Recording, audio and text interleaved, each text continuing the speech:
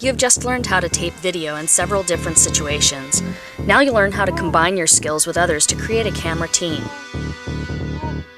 The biggest advantage of a camera team is the more eyes the better. This factor alone will greatly expand the amount of good shots you will find, as well as allow you to take more risks knowing somebody has your back. Diversity of perspectives is also good for a camera team and will give the end result a more well-rounded, inclusive feel compared with one person taping through one person's point of view.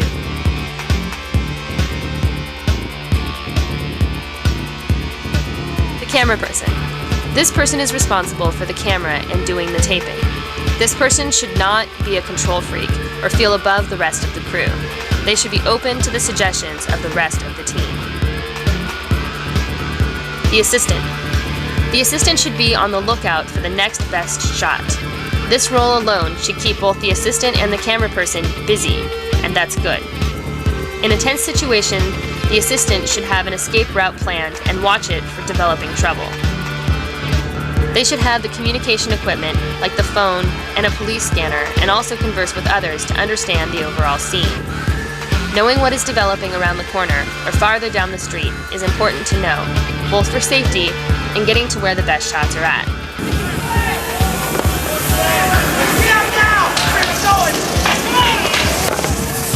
Hey Shane, got mass cops back there. We're trying to trip. Let's get over there. Let's get over to that alley. Quick. The assistant can also help with setting up interviews and should have some contact cards to hand out.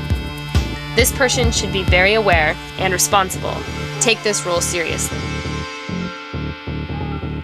The runner. This person is responsible for getting the tape out of a hot area.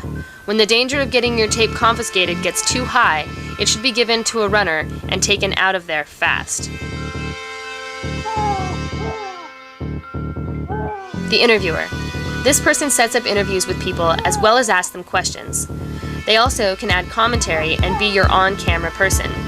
The interviewer also should try to get more info about the event and also be thought of as your reporter. This should be your people person. When your team is too small for all of these roles, you may need to double up responsibilities. If you're taping alone, it's good to think of yourself as your own team and be responsible for all of these roles, not just being the camera person. When you have 2 or more cameras, you can have multiple camera teams. 2 cameras can offer many advantages to only having one. With one specific point of focus, 2 cameras can create depth perception. When the cops came screaming around the corner to break up the march for Mumia Abu Jamal, we knew it was about to happen. Before they could corral everybody together, I ran across the street to make sure we had at least one camera outside the event to give us a complete perspective of what was about to happen.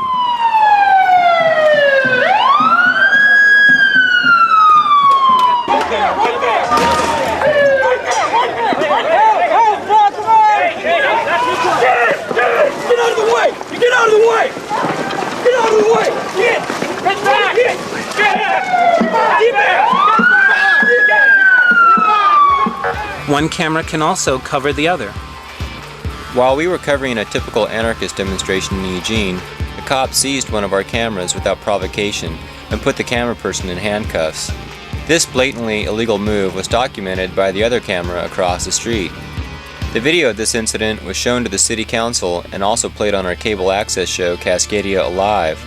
The fallout from this incident resulted in our credibility as media that has allowed us to get access to events we never had before. 2 cameras backing each other up can be a very powerful tool. If you cover a speech, one camera can be the primary audio recorder while the other moves around for various angles. You can also plan out a schedule and divide up an event with 2 cameras. This can be very effective in covering a large event. To cover the Bush inauguration in D.C., we sent a 2-camera team. First, we looked at the schedule of events and then divided assignments. While Camera 1 followed the Black Bloc, Camera 2 followed the Black Panthers. Camera 1 then headed towards the protests around Pennsylvania Avenue as Camera 2 went to cover the White House. Finally, both cameras converged at the parade route on opposite sides of the street. This simple but effective plan was all we needed to catch much of the action and document the key events of the day. When you have more than 2 cameras, you can do combinations of the previous examples, like have 2 cover one part of an event, while camera 3 roams around. You can also divide up assignments for specific cameras. You could have the interview cam, the arty cam, or the riot cam, while designating specialties based on the skills and strengths of the team members. We also like to form what we call a camera grid. This would be when the camera teams all fan out around the event far enough away to get different shots, but close enough to remain in contact. This is a great way to meticulously document an event, because whatever happens, you should have a camera close by and ready. To get action shots, you should have at least 1 camera designated to be around hotspots. Typical hotspots would be around a point of contention, like the wall at the Quebec City FTAA protest or the street blockades at the WTO protest in Seattle. Something will probably happen around places like these. Having as many cameras as possible in the right position is always the way to go.